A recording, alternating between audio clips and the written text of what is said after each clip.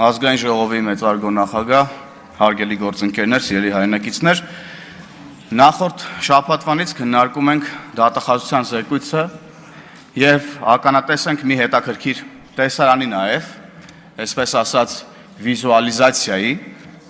ապօրինի գույքի բռնագանձման գործընթացը բնականon ճանապարհով ընթանում է եւ շուրջ 600 միլիոն դոլարի հասնող դրամական միջոցներ եւ գույքեր ուրեմն արդեն վերականգնվել են եւ միլիարդավոր դոլարների գույքեր ու դրամական միջոցներ էլ քննության փուլում են եւ գնահատման փուլում են եւ ահա ազգային ժողովում ինձանից ձախ նստած է, այսպես ասած, հայցվոր կողմը, քաղաքացիական պայմանագիր խմբակցությունը իդեմս Հայաստանի Հանրապետության քաղաքացու եւ ժողովրդի, պատասխանող կողմը Հայաստան խմբակցությունը եւ պատիվ ունեմ խմբակցությունը իդեմս Ռոբերտ Քոչարյանի եւ Սերժ Սարգսյանի եւ նրանց ուրեմն մերձավոր շրջանակների եւ ուրեմն գլխավոր դատախազը իդեմս Հայաստանի Հանրապետության քաղաքացու ներկայացուցչի եւ նրա զեկույցը, որտեղ արդեն մենք տեսնում ենք մեր քաղաքական հանձնառության արդյունքները թվերով եւ ինչն ամենակարևորն է, սիրելի հայրենակիցներ, այդ թվերը ձևավորվել են բացառապես իրավական եւ ինստիտուցիոնալ ճանապարհով։ Այսինքն մենք չենք գնացել վենդետաների ունեցված խլելու, մեջ անելու ճանապարհով, մենք ստեղծել ենք մեխանիզմ, որը չի ճանաչում անուն ազգանուններ, տարեթվեր, պաշտոններ եւ ծանոթներ։ Տիկին գլխավոր դատախազ, մենք շատ հաճախ ենք հանդիպում մարդկանց եւ վստահ եմ դուք ել եք լսել այս պահանջը, մի շարք մարդկանց բռնելու մասին։ Այս ցուցակում առաջինները բնականաբար Ռոբերտ Քոչարյանը եւ Սերժ Սարգսյանն են, բայց այս դահլիճում էլ կգտնենք մարդկանց, որոնք ըստ էության առաջին հորիզոնականներում են, ըստ էության top 10-ում են գտնվում այն անունների, որոնց մասին մեր հայրենակիցները մեզ անընդհատ ասում են եւ գրեթե մեծամասնությունը ունի այս պահանջը։ Բայց ես ուրախությամբ եւ վստահաբար պետք է արձանագրեմ նորից, որ սիրելի ժողովուրդ, հարգելի գործընկերներ, մենք չենք գնացել եւ չենք գնալու սեփական քմահաճույքով գույքեր խլելու, առանց որևէ իրավական հիմքի մարդկանց բռնելու, ունեզրկելու ճանապարհով, երկիրը չենք տանելու կործանման, որովհետեւ դա կլինի ինքնաոչնչացման ամենաուղիղ եւ ամենակարճ ճանապարհը։ Կարճ ասած, մենք չենք դառնալու Ռոբերտ Քոչարյան կամ Սերժ Սարգսյան կամ ավելի պատկերավոր ասած Սերժ Քոչարյան, որովհետև մեզ համար ավելի կարևոր է, որ չլինեն անմեղ ազատազրկված մարդիկ, քան մի քանի մեղավոր եւ անգամ մի քանի սրիկա լինեն ազատության մեջ, որովհետև մեղավորների պատասխանատվության ժամանակը վաղ թե ուշ գալու է, իսկ անմեղների ժամանակը այլևս հետ չես բերի։ Մենք դրա ականատեսը նաեւ լինում ենք, տեսնելով թե ինչքան անմեղ մարդիկ են հայտնվել անազատության մեջ քաղաքական քմահաճույքներով։ Բայց խոսելով ժողովրդի մի մասի զայրույթի մասին, այս կամ այն մարդուց, այս կամ այն գույքը վերցնելու, ուրեմն վերականգնելու մասին, այս կամ այն մարդուն բռնելու մասին, մի երևույթի էլ ես կուզեմ անդրադառնալ։ Շատ են գույքերը, աչք ծակող գույքերը Հայաստանի Հանրապետությունում եւ հատկապես Երևանում, որոնք մի տեսակ էմոցիոնալ եւ ընկալումների մակարդակում ազդում են մարդկանց ներվի վրա եւ ընկալման մակարդակում նաեւ ստվերում են այն թվերը, այն ձեռքբերումները, որոնք մենք ունենք։ Եվ մենք ունենք ձեռքբերումներ, որովհետեւ շատ երկրներ ապօրինի գույքի բռնագանձման ինստիտուտի արդյունքները տեսնում են շատ ավելի երկար ժամանակամիջոցում, քան մենք ենք այսօր տեսնում։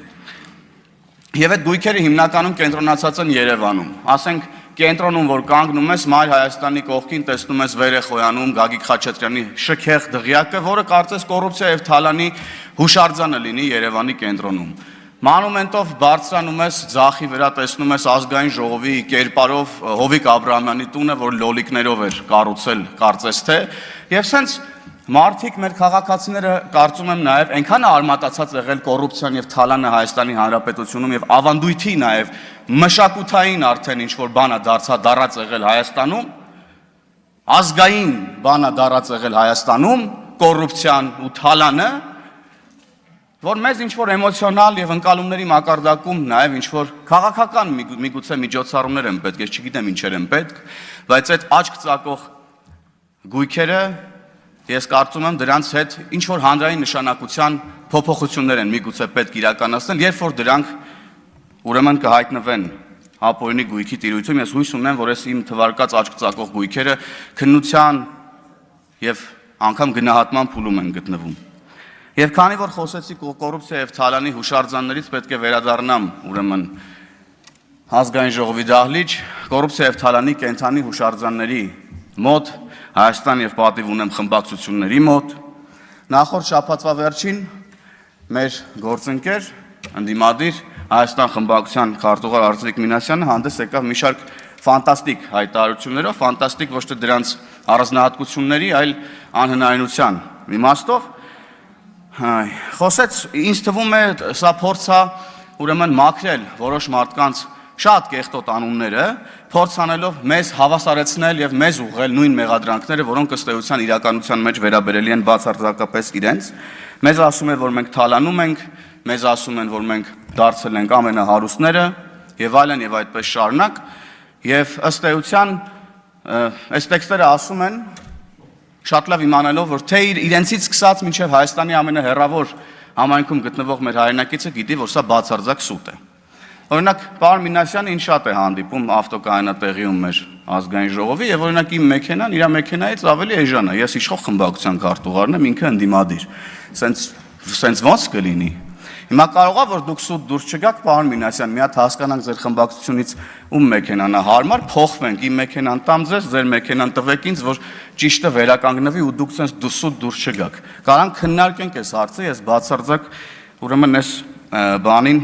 փոփոխությանը դեմ չեմ լինի, անկեղծ ես ասեմ, բայց նման տեքստեր ասելուց առաջ ես ձեզ խորհուրդ կտամ նայեք Սերան Օհանյանի աչքերի մեջ եւ կտեսնեք մի քանի հարգանի առանձնատուն։ Կպտտվեք հետ կնայեք Աննա Գրիգորյանի աչքերի մեջ կտեսնեք հեկերը, կնայեք Աղվան Վարդանյանի աչքերի մեջ եւ կարող եք դիտել թե ինչպես են օրինակ Դավթաշենից մի կտոր պոկում դարձնում Զովունի, որ տնեն վրան հարմար տուն սարքեն։ Կնայեք Լևոն Քոչարյանի աչքերի մեջ նման տեքստեր ասելուց առաջ կուտ կտեսնեք միլիոնավոր դոլարներ, որոնք հարյուրավոր մարդկանց կյանքի փող պետքա լինեին։ Վերջապես կնայեք Ռոբերտ Քոչարյանի աչքերի մեջ, կտեսնեք հոկտեմբերի 27-ը, կտեսնեք մարտի 1-ը, կտեսնեք Պողոս Պողոսյանին, կտեսնեք Ռոբերտ Քոչարյանի աչքերի մեջ, պարոն Մինասյան, նման տեքստեր ասելուց առաջ։ Ու ընդհանրապես իրար աչքերի մեջ շուշուտ կնայեք ու իրար աչքերի մեջ կտեսնեք Արցախի Լեռնային Ղարաբաղի հանձնումը, կտեսնեք ձեր բաժին մեղքը Լեռնային Ղարաբաղի հայ ժողովրդի տեղահանման։ Ու հետո գալիս եք այստեղ խոսում եք Լեռնային Ղարաբաղի ժողովրդին թիրախավորելուց։ Այդ դուք չէիք, որ այստեղ միտինգներ եք անում հանրապետության հրապարակում, ամեն ինչ անում եք, որ Լեռնային Ղարաբաղի հայ ժողովուրդը լքի իրենց հայրենի հողը չպայքարի իրենց իրավունքների համար, գա Հայաստան, ավելի կոնկրետ Հայաստանի Հանրապետության հրապարակ, ավելի կոնկրետ կառավարության դիմացի ձեր միտինգներին։ Դրանից այն կողմել ոչ կարելի է թիրախավորել Լեռնային Ղարաբաղի հայ ժողովրդին։ Այդ մարդկանց չթողեցիք իրանց իրավունքների համար պայքարեն, բերեցիք Հայաստանի Հանրապետություն, հիմա էլ հելելեք իրանց վերադարձի մասին եք խոսում, խեք խափում այդ ժողովրդին ու սուտ պատրանքներով ներարկում։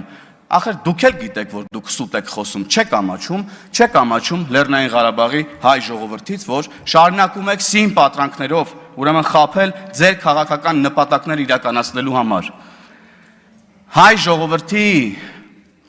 Հայ ժողովրդին թիրախավորելով ձեր քաղաքական նպատակներն իրականացնելը ձեր հազարամյա, հարյուրամյա քաղաքական կոդի մեջ է։ Եվ դա չի փոխվում։ Թիրախ դարձնել հայ ժողովրդին, լուծել սեփական, քաղաքական եւ սեփական հարցերը։ Դա ձեր քաղաքական կոդն է։ Այն որ ձեզանից մեկը ստեղ ինչ որ քաղաքական կոդերից էր խոսում։ Եվ ժամանակը ավարտվում ամփոփելով խոսքս, սիրելի հայրենակիցներ, մի բան էլ, այդքան որ խոսում եք, մի հատ եկեք ստեղ ու նախ ձեր վերաբերմունքը որպես խմբակցություններ արտահայտեք Ռոբերտ Քոչարյանի հայտարարության մասին, օրինակ առայն, որ հայերն են սկսել պատերազմը Ադրբեջանի հետ։ Մի հատ եկեք ստեղ խոսեք, հասկանանք, տեսնենք այդ դուք ովքեր եք եւ ում հետևից եք գնում ընդհանրապես եւ ինչի համար։ Եվ ամփոփելով խոսքս։ Սիրելի հայրենակիցներ, Թալանի վերադարձը, կոռուպցիայի դեմ պայքարը մեր քաղաքական հանձնառությունն է, մեր ինքնությունը, եւ որքան էլ շատ լինեն խոչընդոտները, մենք հասնելու ենք այն արդարությանը եւ արդարադատությանը, որի համար սկսել ենք պայքարել 2018 թվականից։ Տիկին գլխավոր դատախազ, ձեզ հաջողություն եմ մաղթում, ակնկալիքները ձեզանից չափազանց մեծ են, Հայաստանում հոկտեմբերի 27-ը տեղի ունեցել, մարտի 1-ը տեղի ունեցել, քաղաքական սպանություններ են տեղի ունեցել, միլիարդավոր դոլարների թալան է տեղի ունեցել, հարյուրավոր մարդկանց ունեզրկում է տեղի ունեցել եւ այս ուրեմն ակնկալիքների առաջին հասցեատերը հողի վրա աշխատանքի իմաստով դուք եք, ձեզ հաջողություն եմ մաղթում եւ շնորհակալություն կատարված աշխատանքի համար։ Վահագն Ալեքսանյան, համեցեք։